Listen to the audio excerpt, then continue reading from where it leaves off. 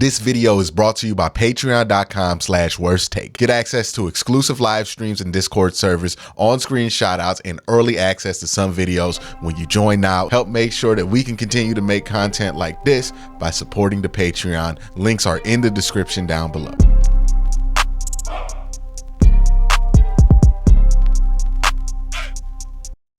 All right, so there's a ton of things to go over to make sure that we're all on the same page coming into Saturday's game. The game's going to be happening tomorrow or today by the time you watch this video.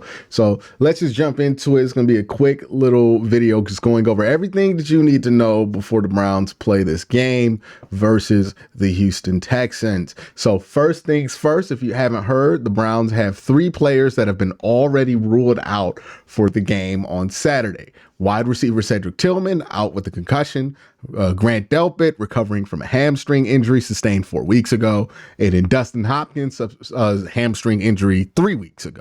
So those guys will not play. Denzel Ward is questionable, but there's an update to that situation that's pointing in the positive direction. Juan Thornhill, it's been a toss-up every week with him. So we'll see what happens with Juan. But those are the guys that we know for sure will not play. So they will be short Grant Delpit. They will be short Dustin Hopkins. They will be short Cedric Tillman. So that is something to look out for the Cleveland Browns this week.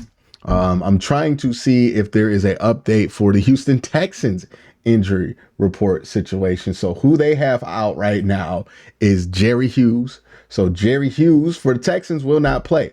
All of the following players will be questionable for the Houston Texans. That is Will Anderson will probably play. Noah Brown will probably play.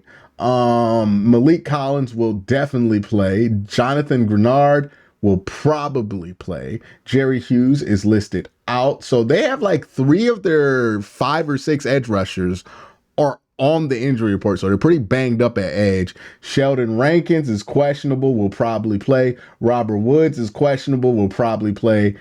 So again, we're probably only looking at maybe Jonathan Grenard, but probably he's going to play and give it a go. And Jerry Hughes being out for this game for sure. We know Jerry Hughes is out. So that is the injury news for the Cleveland Browns and the Houston Texans.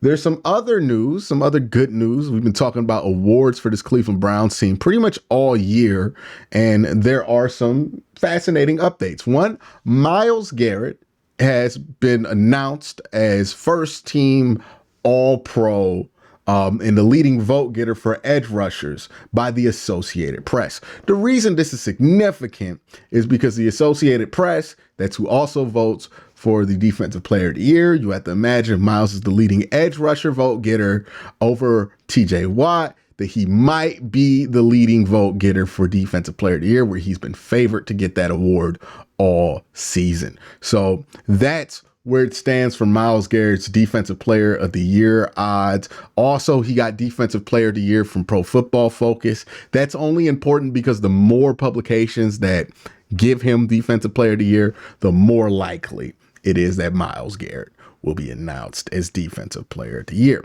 Pro Football Talk has handed out some awards as well to along the Cleveland Browns coaching staff. And their in-house NFL Coach of the Year award went to Kevin Stefanski. Again, this is important. The more publications acknowledge that Kevin Stefanski should be Coach of the Year, the more that sways the 50 AP voters into swinging the Browns, Kevin Stefanski, into that award. Mike Florio said, in the past years, we've determined this award with the input of writers, and then in that end, yours truly would make the final call, even if it went against the weight of the other contributors of Pro Football Talk. This year, I respected the process of the full vote of 5 PFT writers, even when it went against my own assessment. For most awards, it didn't matter. For this one, without disclosing my own personal AP awards ballot as to Coach of the Year, I just say it might have. So we know Mike Florio has a vote for Coach of the Year, the official NFL honors Coach of the Year. And again, stuff like this, like if enough writers are saying it, it gets to Mike Florio, and then that might influence Mike Florio to say, hey, man, I don't want to be left out. right? So that stuff does matter. So looking good for the Browns Coach of the Year and Defensive Player of the Year campaigns, which is fun. The Browns have also elevated a couple of guys, and those decisions might be injury indicators. By the way, shout out to Dogs by Nature for having these articles up so I could just pull up the information for you guys to see. So the final injury report indicated that these 3 players would be out. They also listed 4 players as questionable: Denzel Ward, Mike Ford, Pierre Strong, and Juan Thornhill. On Friday before the wild card game, the Browns elevated 2 players off the practice squad. That's Riley Patterson, obviously because Dustin Hopkins not healthy, and John Kelly Jr., which tells me that they don't think Pierre Strong is going to play.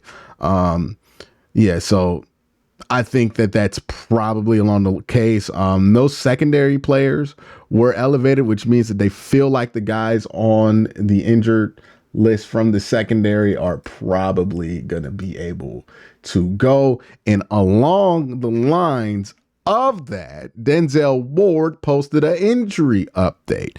This injury update came in the form of him posting a clip of him running out on the field with the Unconfused song Hotel Lobby. And you know how that song starts. It starts with "Let's Get It."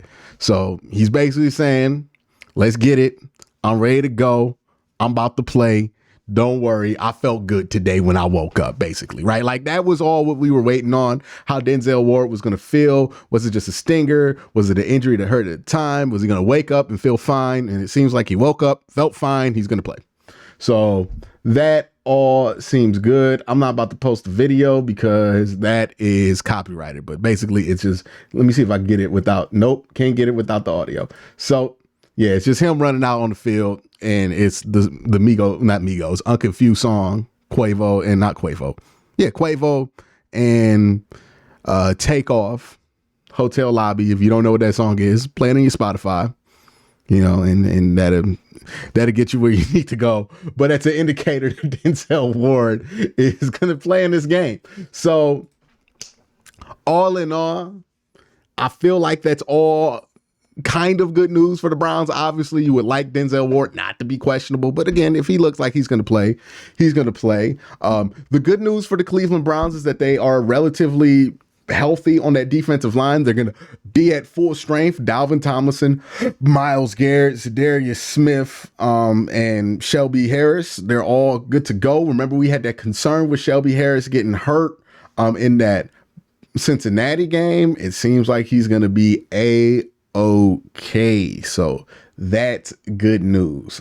You want to make sure that you're as deep as you are on that defensive line, because you can withstand some injuries everywhere else, but this defensive line is the heart and soul of this team. And we talk about the mission critical parts of this team, right? David Njoku is part of that. Amari Cooper is part of that. And that defensive line is 1000% a part of that. Also got a healthy JOK coming in here. Hopefully, if you can win this game and advance next week, you get another week to get Grant Delpit healthy and get him back on the field.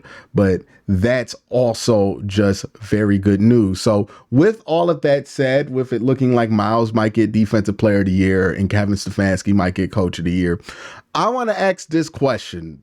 Postseason results aside, is this one of the most successful, like, where would you rank this as far as successful Cleveland Browns regular seasons, even since expansion? Like, is this a more successful season than 2020, given that you're probably in line to get at least two individual awards on top of an 11-win record, on top of everything else that you have gone through this season? Is this a season where they have achieved more than what Kevin did in his first year in Cleveland? I'm really interested to hear what the answers are going to be to this, because I think there are multiple different ways you can go from this, because this team has definitely overachieved in some ways.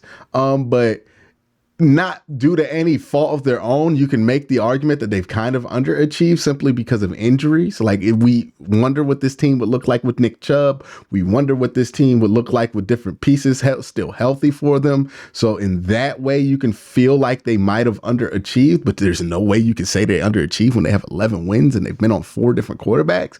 It's just been an interesting season, and it seems to be one of the Browns' most successful regular seasons in franchise history, because it's not only getting you into the playoffs, it's not only raising the esteem of the coaches that you have, it's raising the esteem of the players by making them eligible for certain these really prestigious awards.